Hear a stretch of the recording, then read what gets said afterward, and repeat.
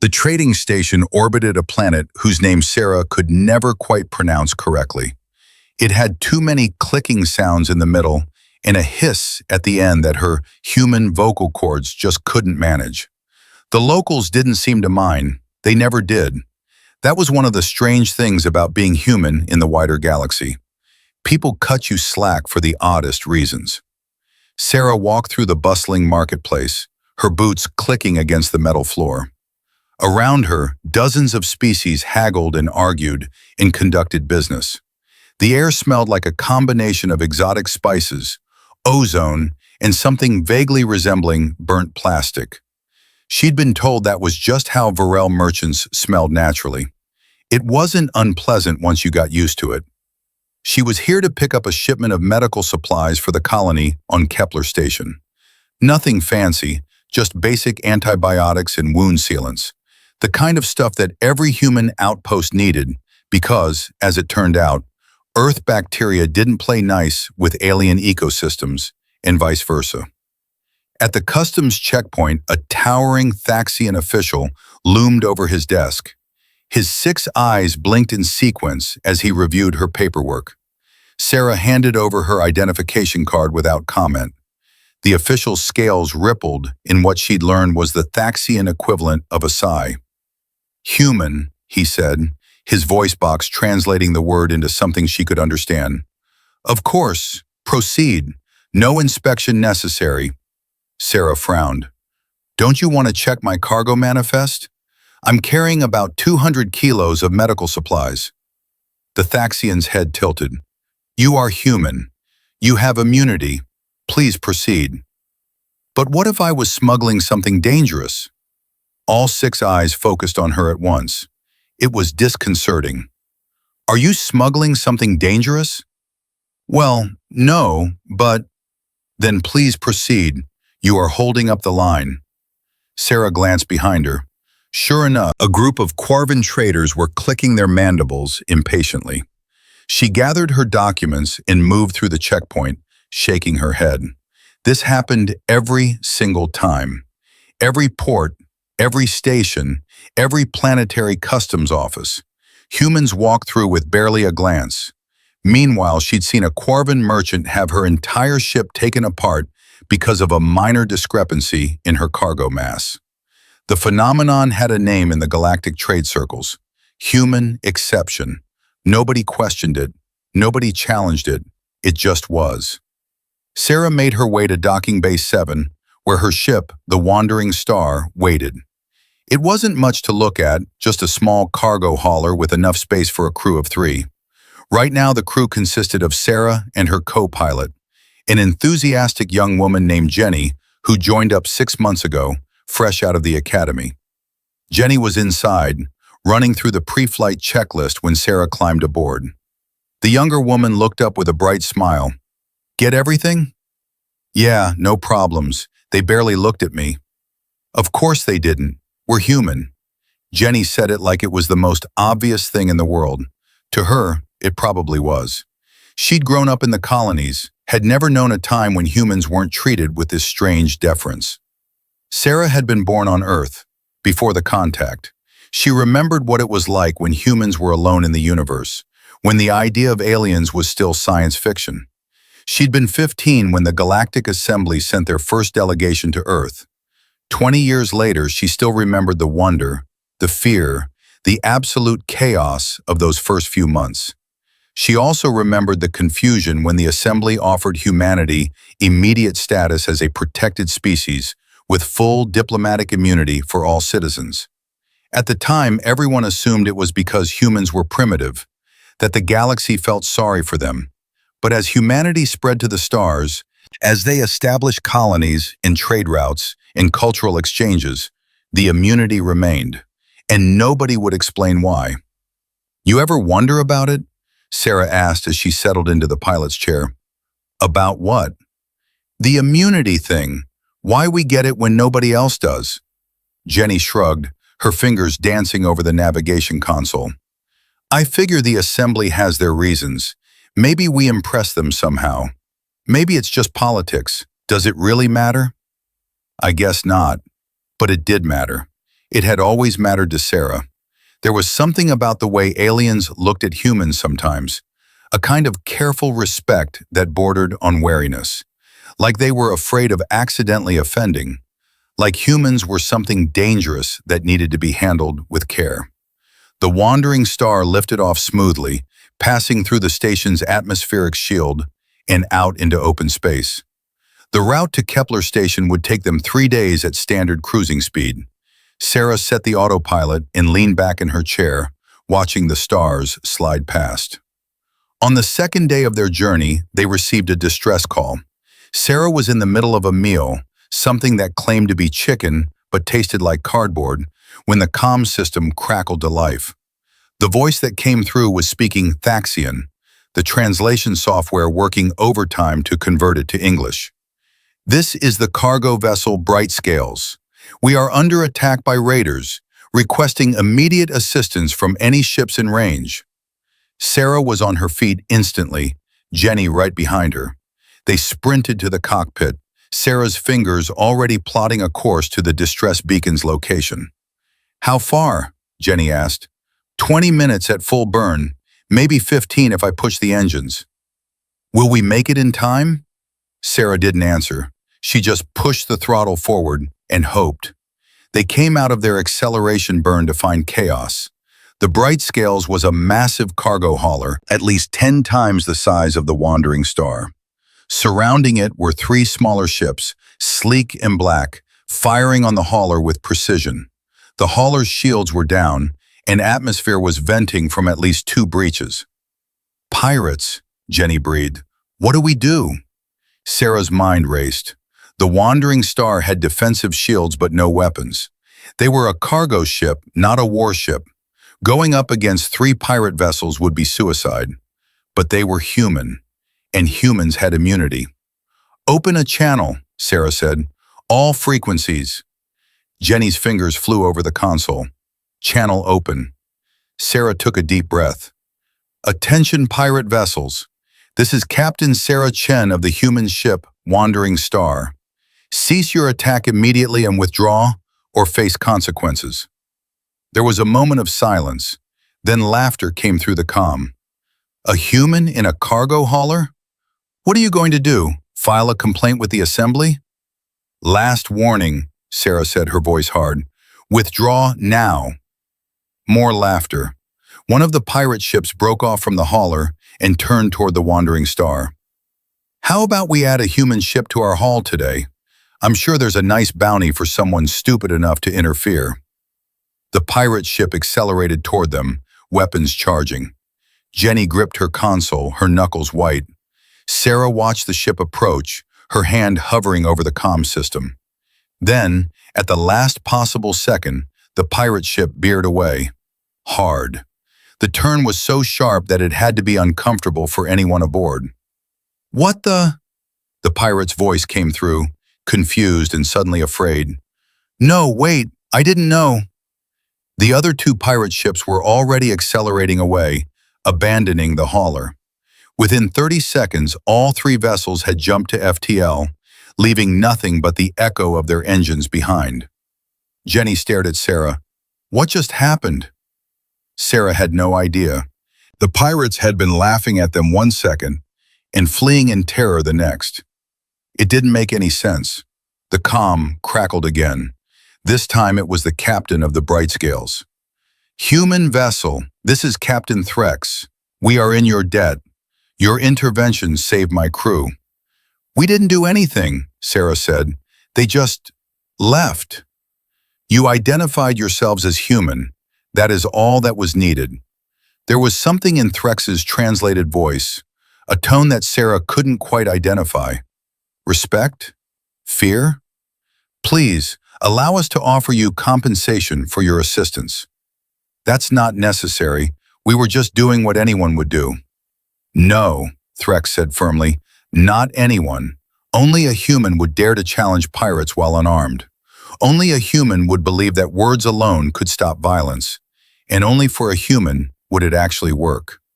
Sarah felt a chill run down her spine. "Why?" "You do not know?" Threx sounded surprised. The immunity is not explained to your kind? No, nobody ever tells us why. There was a long pause. When Threx spoke again, his voice was careful. It is not my place to share this information, but I will tell you this. There is a reason the galaxy fears to harm a human. There is a reason we grant you immunity, why we allow you to travel anywhere without question, why we treat you with such care. If you truly wish to know, go to the Assembly Archives on Central Station. Request the file marked, The Incident. They cannot deny a human access. What incident? When did this happen? Before you joined us, before first contact. Ask yourself this, Captain Chen. Why would the galaxy come to Earth? Out of all the primitive species in the universe, why did we choose humans to uplift? It was not kindness. It was not scientific curiosity. It was fear. And it was an apology. The comm went dead. Sarah tried to reopen the channel, but the bright scales had gone silent. She and Jenny sat in the cockpit, the medical supplies forgotten, both of them staring at the view screen where the damaged hauler was slowly beginning to limp toward the nearest repair station. An apology, Jenny whispered. For what? Sarah didn't answer, but her course was already changing. Kepler Station could wait. The medical supplies could wait. She needed answers, and apparently, Central Station had them. The journey to Central Station took 2 weeks. Sarah pushed the engines harder than she should have, but she couldn't help herself. 20 years of questions, 20 years of careful treatment and unexplained immunity, and finally someone had given her a thread to pull. Jenny tried to research the topic during the journey, but the galactic networks had surprisingly little information. There were references to humans joining the assembly, the official first contact documents, the treaties and agreements that had made humanity a protected species. But there was nothing about any incident, nothing that explained why. Central Station was massive, a structure so large it had its own gravitational field. Millions of beings from hundreds of species lived and worked there, the beating heart of galactic civilization. The assembly archives were located in the central spire, a gleaming tower that reached up toward the stars. Sarah left Jenny with the ship and made her way through the crowded corridors. As always, beings made way for her. As always, security checkpoints waved her through without inspection. As always, she felt that strange mix of deference and wariness in the way people looked at her. The archives were maintained by a species called the Keepers, beings that looked like floating jellyfish made of pure light. They were supposed to be impartial, dedicated only to the preservation of knowledge. When Sarah approached the main desk, the keeper on duty pulsed with what the translation software interpreted as surprise. "A human," the keeper said. "How rare. How may I assist you?" "I need to access a file. It's called The Incident." The keeper's light dimmed. "That file is sealed. I was told that humans have access. You were told correctly, but I must warn you. The contents of this file are disturbing. Are you certain you wish to view it?" Sarah met the keeper's gaze, or what passed for a gaze with a being made of light. "I'm certain." The keeper pulsed again, then drifted away. Sarah waited in the vast hall, surrounded by the whispers of thousands of other researchers and scholars. When the keeper returned, it held a data crystal that glowed with a deep red light. "There is a private viewing room this way," the keeper said. "Please follow me." The room was small and quiet, with a single chair and a holographic projector. The keeper inserted the crystal, and the projector hummed to life. Then the keeper left, closing the door behind it with a soft click. Sarah sat down. Her hands were shaking. She pressed play. The hologram showed space, deep space, far from any star or planet. And in that space there was a ship. It took Sarah a moment to recognize it, because the design was unlike anything currently used by any galactic species. It was sleek and efficient, built for speed and stealth. A voice narrated over the image, speaking in formal assembly standard. Date: approximately 200 standard years before human first contact. Location: Sector 779 on the edge of what would later be designated as human space. The assembly research vessel, Eternal Curiosity, was conducting long-range scans of the Sol system, gathering data on the primitive species developing on the third planet. The image shifted, showing Earth from orbit. It was younger somehow, fewer city lights, more green. Sarah realized she was looking at Earth from 2 centuries ago. During standard observation protocols, an unexpected anomaly occurred. A human spacecraft, primitive by our standards, but remarkably advanced for their technological level, appeared in the outer solar system. It had been launched years earlier, a probe sent to explore beyond their planetary system. The image showed a spacecraft that Sarah recognized from history books. Voyager 2, one of humanity's early deep space probes. The Eternal Curiosity, operating under standard non-interference protocols, attempted to avoid detection. However, the human probe's trajectory brought it into close proximity.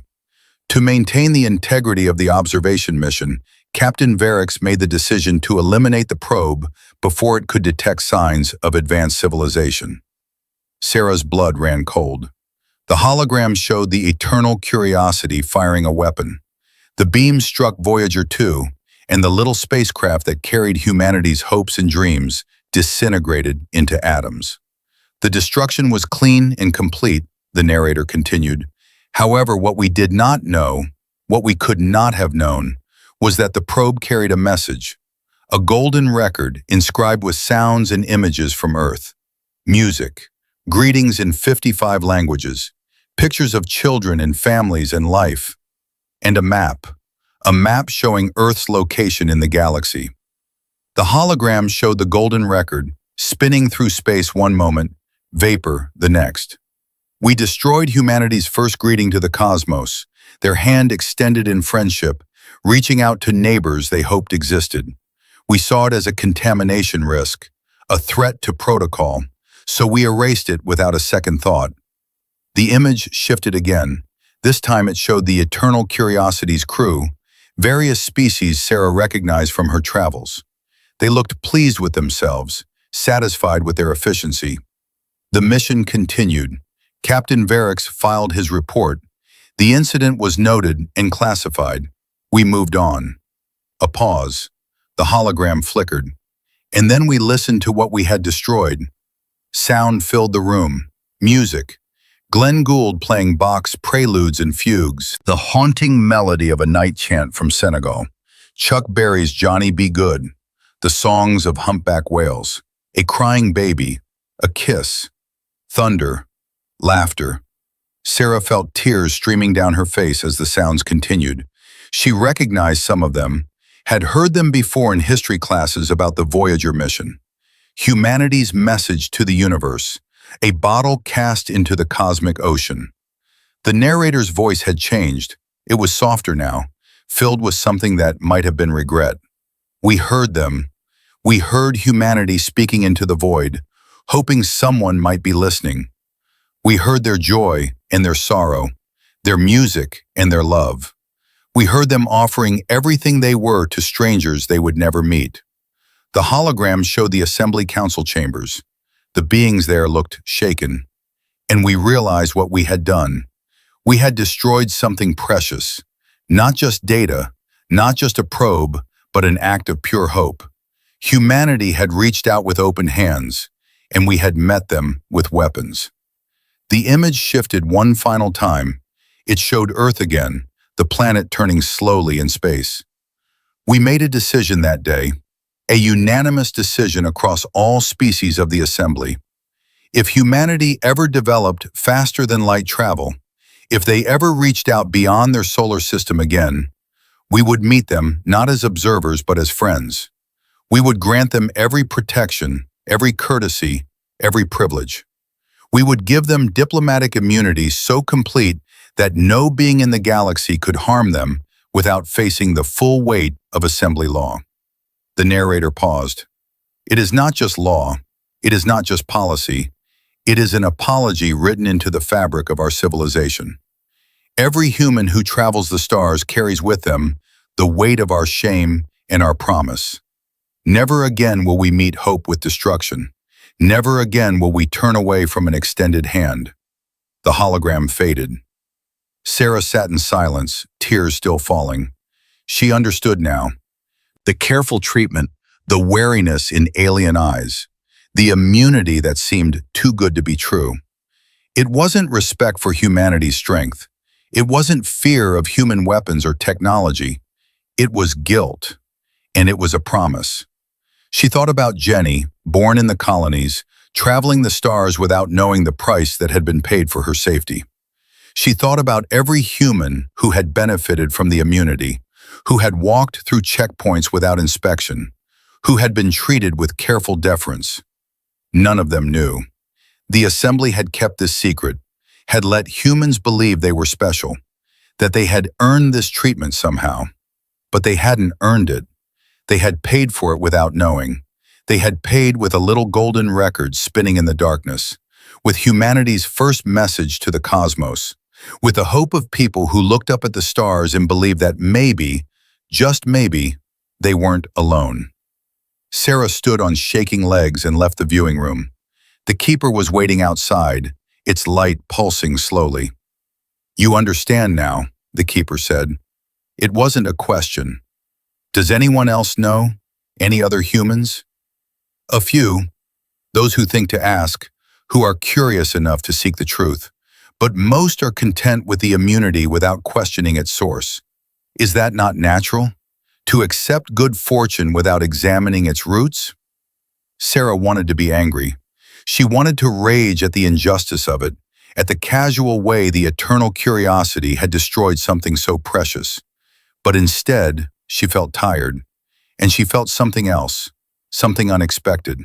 She felt proud. "We reached out," she said quietly, "even when we were alone, even when we had no idea if anyone was listening. We reached out with music and laughter and love. That's who we are." The keeper's light brightened. "Yes, that is precisely who you are. That is why the immunity is not just an apology, it is also recognition. The galaxy contains many species," Captain Sarah Chen. "Some are strong, some are clever, some are ancient beyond measure. But only humanity reached into infinite darkness and tried to make friends." Sarah left the archives in a daze. She walked through Central Station's corridors without seeing them, her mind full of golden records in Voyager's lonely journey.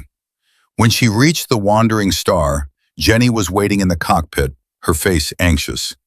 "Did you find out?" Jenny asked. "Do you know why?" Sarah looked at the younger woman, at her eager face and bright eyes. She thought about telling her, about sharing the burden of knowledge. But then she thought about the music on that golden record, about Chuck Berry and Bach and the sound of a kiss. She thought about humanity reaching out with hope. "Yeah," Sarah said finally, "I found out. We have immunity because we're exactly who we've always been. We're the species that sends love letters to the universe, and the galaxy wants to make sure we never stop." Jenny frowned, confused, but she didn't push. Sarah sat down in the pilot's chair and plotted a course back to Kepler Station. The medical supplies still needed to be delivered. Life still needed to go on.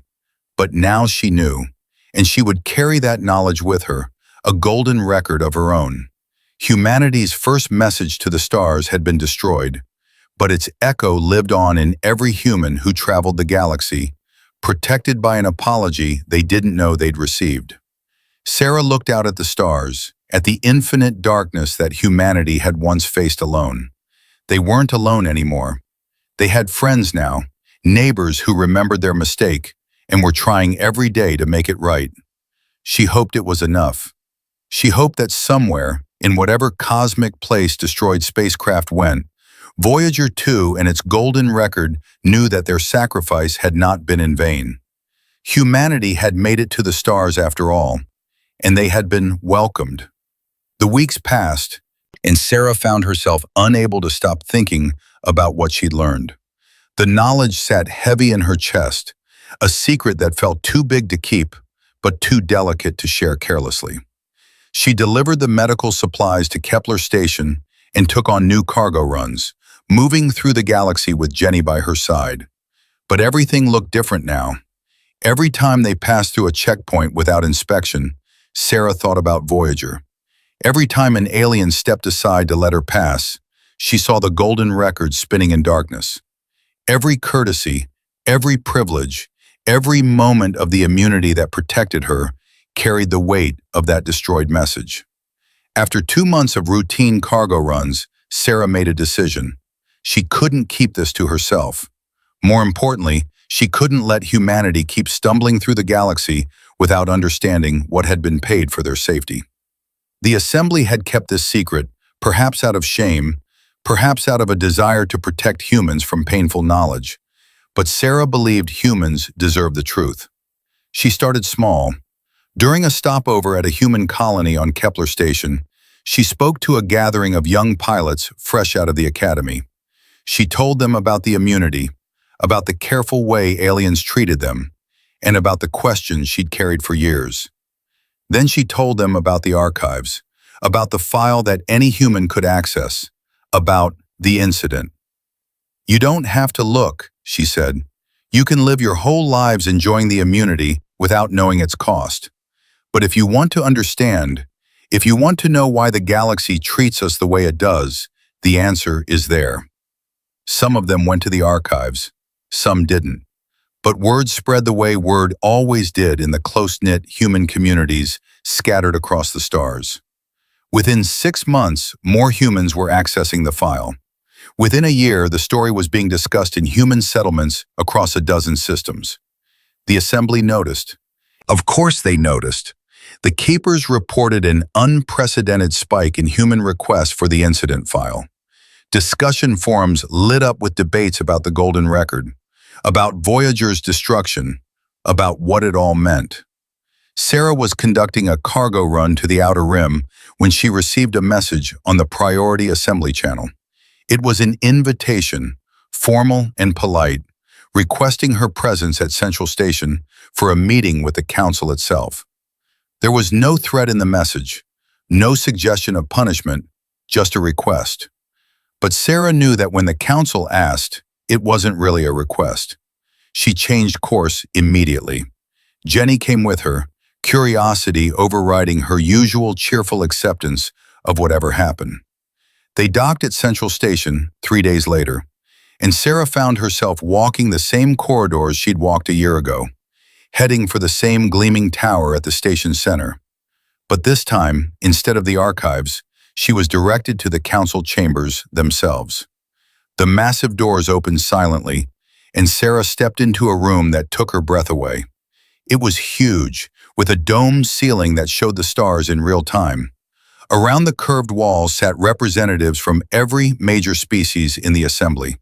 Dozens of beings watching her with eyes and sensors, and methods of perception she couldn't begin to understand. At the center of the room sat the Council Prime, an ancient Vex who had held the position for longer than Sarah had been alive. Its crystalline form refracted light in complex patterns as it turned its attention to her. "Captain Sarah Chen," the Prime said, its voice resonating directly in her mind through some form of telepathy. "Please, come forward." Sarah walked to the center of the chamber, her boots clicking on the polished floor. She was acutely aware of how small she looked, how insignificant. One human in a room full of beings who had crossed the stars for millennia before her species had learned to make fire. "You have been busy," the Prime said. There was no anger in its mental voice, but there was something. Curiosity? Concern? "You have shared knowledge that was not forbidden but was, let us say, not widely advertised." "Humans deserve to know," Sarah said. Her voice sounded too loud in the vast chamber. "We deserve to understand why we're treated the way we are." "Do you?" Another voice, this one from a Thaxian representative. "The immunity was given freely, without condition. Does a gift require explanation?" "It's not a gift," Sarah shot back. "It's an apology, and you don't get to decide whether we should know about it or not." A ripple went through the chamber. Some of the representatives shifted in their seats. The Prime's crystalline form pulsed with light. You misunderstand our concern, Captain Chen. We are not here to chastise you for revealing the truth. We are here because we wish to understand what you intend to do with it. Sarah blinked. What I intend?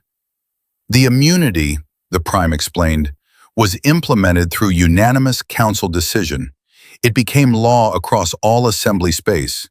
No species may harm a human, and no human may be held accountable for minor legal infractions. This law cannot be changed without unanimous consent. Okay, Sarah said slowly. So now that humans know the reason for the immunity, we must ask, do you still want it? The question hit Sarah like a physical blow. She stared at the Prime, her mind racing. You're asking if humans want to give up diplomatic immunity? Not all privileges, the Prime clarified. Basic protections would remain, but the complete immunity, the absolute prohibition on holding humans accountable, the automatic assumption of good faith in all dealings. These things were implemented as penance. If humans feel that the debt has been paid, if you wish to be treated as equals rather than as a protected class, we will respect that choice. Sarah looked around the chamber. Every representative was watching her, waiting for her answer. And suddenly, she understood. This wasn't about punishment or about the council trying to take away humanity's privileges. This was about guilt. The assembly had been carrying this burden for 2 centuries, treating every human with careful deference, granting them immunity and special status as a way to atone for one ship's mistake. And now that humans knew, the assembly wanted to know if the apology had been accepted, if the debt could be considered paid. I can't answer for all of humanity, Sarah said carefully. I'm just one person. But you are the one who opened this discussion, the Prime replied. You are the one who believed humans should know the truth. Therefore, we ask you, what should happen next? Sarah thought about the golden record, about the music and laughter and greetings that had been destroyed. She thought about Voyager 2, that brave little spacecraft carrying humanity's hopes into the darkness.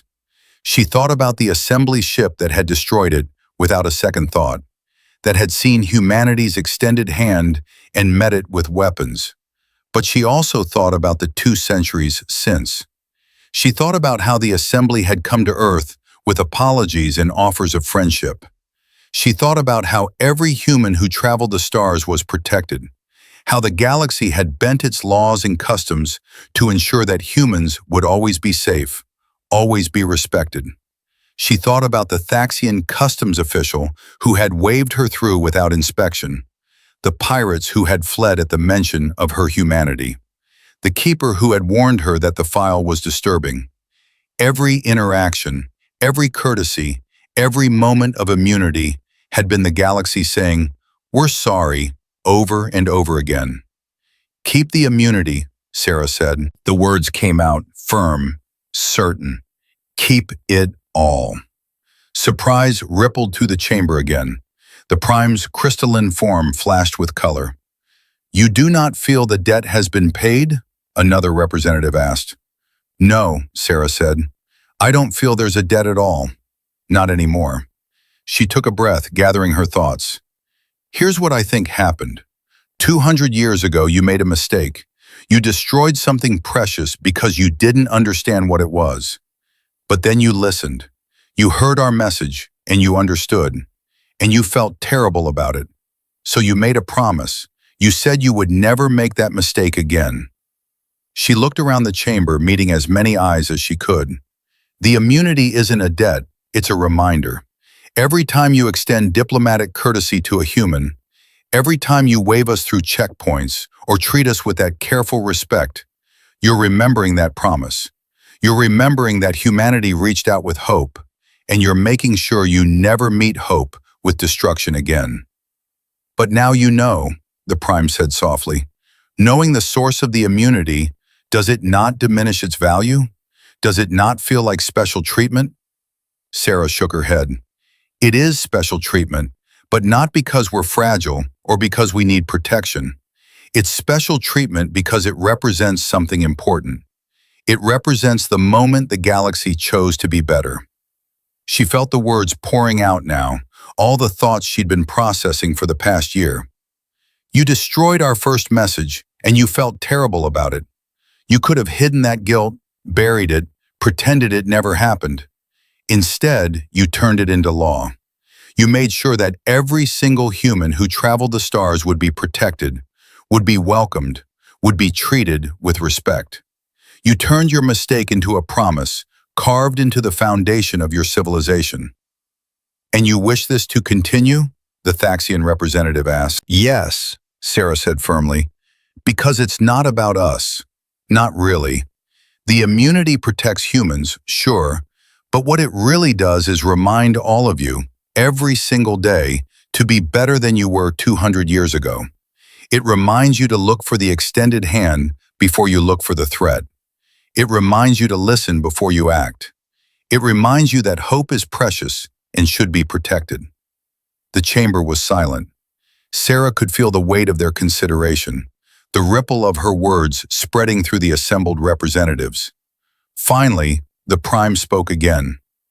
You are wise, Captain Chen. Wiser, perhaps, than those of us who have lived for centuries. We asked if the debt had been paid, but you have shown us that we were asking the wrong question. The immunity was never about settling a debt. It was about becoming the civilization we wished we had been when we first encountered humanity. Exactly, Sarah said, relief flooding through her. Then the immunity will stand, the Prime declared, not as an apology, but as a promise. Not as special treatment, but as a reminder of our values. Humanity will continue to receive full diplomatic protection, not because we feel guilty, but because we choose to honor the hope they showed us. Another representative spoke up, this one a floating keeper similar to the one Sarah had met at the archives. But what of humans who abuse this immunity? What of those who might commit crimes, knowing they cannot be held accountable? Sarah smiled slightly. Humans police ourselves. We always have. Give us the immunity, trust us with it, and we'll prove we deserve that trust. Not because we're perfect, but because we're the species that sends love letters to the universe. We're the species that reaches out with hope. That's who we are, and that's who we'll keep being. The Prime's crystalline form pulsed with what Sarah had learned to recognize as approval. So be it. The immunity stands, not as penance, but as principle. And we will make the reason public. All species will know the story of the Golden Record, of humanity's first message to the stars, and of the mistake we made. Let it be a lesson for all of us. Sarah felt tears prickling at her eyes. Thank you. No, Captain Chen, thank you. You could have demanded restitution. You could have sought to leverage this knowledge for greater advantages. Instead, you saw the deeper truth. You understood that some things matter more than immediate benefit. You are, in this moment, everything the Golden Record promised humanity could be. The meeting ended shortly after. Sarah was escorted from the chamber in a daze, Jenny waiting for her outside with wide eyes and 1,000 questions. As they walked back to the wandering star, Sarah tried to explain what had happened, but she wasn't sure she fully understood it herself. In the weeks that followed, the story spread beyond human communities. The assembly made good on its promise, releasing the full details of the incident to all member species. The response was immediate and overwhelming. Across the galaxy, beings learned about the Golden Record, about Voyager's destruction, about humanity's first attempt to say hello to the universe. Educational programs were developed. The sounds from the Golden Record were shared publicly, translated, and explained. Children of a dozen species learned about Bach and Chuck Berry, about the sounds of Earth, about the map that showed a little blue planet reaching out into the darkness. And something unexpected happened. Other species started creating their own golden records. Not physical ones, but cultural time capsules. Messages meant to share their own hopes and dreams with the galaxy. Art installations appeared on Central Station. each one a different species' attempt to capture what the golden record had represented: pure, innocent hope. Sarah watched it all unfold with a sense of quiet amazement. What had started as her personal need for answers had become something much larger. The golden record, destroyed centuries ago, had been reborn as a symbol for the entire galaxy. Not just of humanity's hope, but of the values that all civilized species should aspire to. 6 months after her appearance before the council, Sarah received another message. This one came not from the assembly, but from a group of human historians and artists. They had a proposal. Sarah and Jenny traveled to Earth, the first time Sarah had been home in 5 years. She landed at the spaceport in Florida, not far from where Voyager 2 had originally launched. A delegation met her there, led by an elderly woman named Dr. Patricia Monroe, one of the original team members who had worked on the Voyager missions.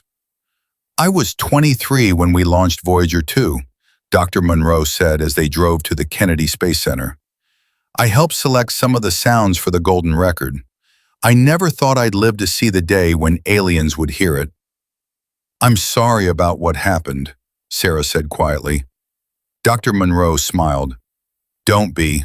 Carl Sagan, one of the lead scientists on the project, he used to say that the golden record was humanity's way of saying, we hoped we weren't alone. Well, we're not alone. And yes, our first message was destroyed, but its destruction led to something better. It led to friendship." At the Kennedy Space Center, Sarah was shown the proposal. A group of artists, engineers, historians, and scientists had come together to create a new project. They called it the Golden Fleet. "We want to launch 1,000 golden records," Dr. Monroe explained, showing Sarah the designs. "Not probes this time, but small satellites. We'll send them to every corner of human space, one for every system where humans have settled. Each one will carry the original sounds from Voyager's golden record, along with new additions. New music, new greetings, new sounds of Earth. A constantly updated message to the universe." "Why?" Sarah asked. "Because that's who we are," Dr. Monroe said simply. "The assembly protects us because we reached out with hope. So let's keep reaching out. Let's make sure that hope never dies, that it never becomes just a story we tell ourselves. Let's make it real, living, growing." Sarah felt something unlock in her chest, something she hadn't realized was tight. "I think that's perfect." The Golden Fleet launched 3 months later.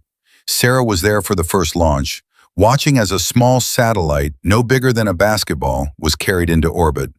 Inside its protective shell was a modern version of the golden record, updated with sounds from the past century, new music from Earth and from the colonies, greetings in 100 languages, including several alien ones, the laughter of children born on distant worlds, the sound of rain on Mars, of wind on Titan, of waves on Europa, and a message written by Sarah herself, approved by the project team. "We are humanity. We reached into darkness once and met silence. We reached out again and found friends. This is our promise. We will never stop reaching. We will never stop hoping. We will never stop believing that somewhere in this vast universe, someone is listening. And if you can hear this, know that we offer you the same thing we offered before. Not conquest, not dominance, not fear. Just friendship, just hope, just the dream that maybe, together, we can build something beautiful." Each satellite that launched carried that message. Within 2 years, every human system had one. They orbited planets and stations, constantly broadcasting their cargo of sounds and greetings. Some were programmed to last for centuries. Some would eventually drift out of human space, carrying their messages to parts unknown. The galaxy watched, and slowly, carefully, other species began to launch their own versions. The Thaxians sent capsules of their history songs. The Quarvan transmitted their clan memories. The Varel shared their trading poetry. Each species in the assembly, inspired by humanity's example, reached out to share what made them unique, what they valued, what they hoped for. Sarah continued her cargo runs, traveling the stars with Jenny and eventually a rotating cast of new crew members. The wandering star got older, accumulated more repairs, collected more stories. But Sarah never forgot what the immunity meant, never took it for granted. Every time she passed through a checkpoint without inspection, she thought about the golden record.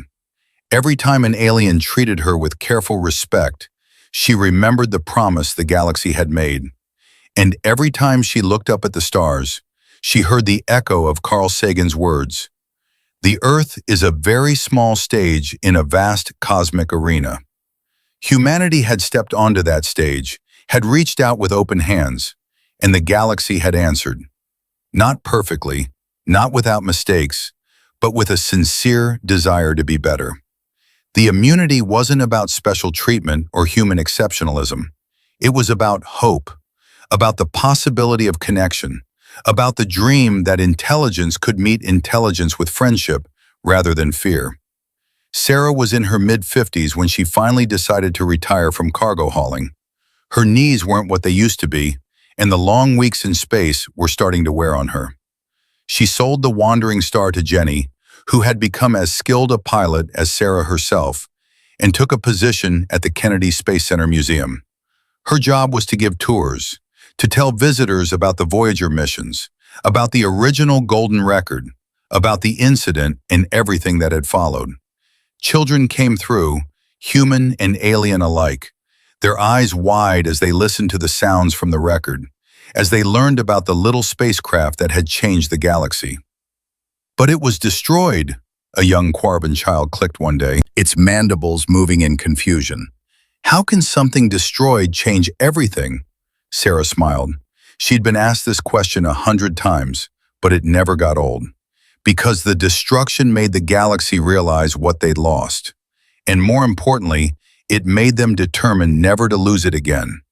The golden record on Voyager 2 was destroyed, but the idea of the golden record, the hope it represented, that survived. That grew. That became something bigger than anyone imagined. The child's translator unit hummed. "So humans have immunity because of an idea?" "In a way," Sarah said. "We have immunity because the galaxy looked at what we tried to do, at how we reached out with hope and friendship, and decided that kind of hope deserved protection. They decided it deserved to be encouraged, celebrated, protected. So they gave us immunity to make sure we'd always feel safe reaching out." "Will you ever stop reaching out?" the child asked. Sarah looked at the displays around her, at the images of Earth and the stars, at the golden record replica spinning in its protective case. Outside the museum, she could see one of the Golden Fleet satellites passing overhead, still broadcasting its message of hope to anyone who might be listening. "No," she said, "we'll never stop. That's what makes us human. We look at the vast, infinite darkness, and instead of being afraid, we try to make friends with it. We send music and laughter and love into the void, and we hope someone hears it. That's who we've always been. That's who we'll always be." The child chittered what Sarah's translator rendered as satisfaction and moved on to the next display. Sarah watched it go, then looked up at the ceiling, at the projected stars. Somewhere up there, the original Voyager probes were still traveling, were still moving through interstellar space. They would never reach their intended audience. Their golden records would never be heard by alien ears. But in a way, they had already succeeded. They had carried humanity's message to the one place it needed to go, to a galaxy that was ready to listen. They had shown the universe who humans were, what they valued, what they hoped for. And the universe had answered with a promise carved into law, a protection extended across all of space. Diplomatic immunity. It sounded so formal, so political. But Sarah knew better. She knew what it really was. A love letter in response to humanity's love letter. A promise that hope would always be protected. A commitment that reaching out with friendship would always be met with friendship in return. The golden record had been destroyed, but its song still echoed through the galaxy. And as long as humans kept reaching out, kept hoping, kept believing in the possibility of connection, that song would never fade. It would grow louder, richer, more complex as more voices joined in. That night, Sarah stood outside the museum and looked up at the stars. A Golden Fleet satellite passed overhead, invisible to the naked eye, but there nonetheless, still broadcasting. She thought about all the humans out there, traveling through space under the protection of diplomatic immunity, most of them never knowing the full story of how that protection came to be. Maybe that was okay. Maybe they didn't need to know. As long as they kept being who they were, kept reaching out, kept hoping, the immunity would remain. Not as a debt being paid, but as a principle being honored. The galaxy had promised to protect human hope, and in protecting it, they protected the best part of themselves. Sarah smiled and went inside. Tomorrow there would be more tours, more children asking questions, more opportunities to tell the story of the Golden Record and the incident and everything that followed. It was a good life, a meaningful one. And somewhere in the vast darkness of space, radio waves carried music and laughter and greetings in 100 languages. They spread outward at the speed of light, an ever-expanding sphere of hope and friendship. Some would be heard, some would be lost, but all of them mattered, because that's what humanity did. They reached into the darkness and tried to make friends. And the galaxy, having learned its lesson 2 centuries ago, would make sure they could do so safely, forever. The immunity would stand, the promise would hold, and the song would never end.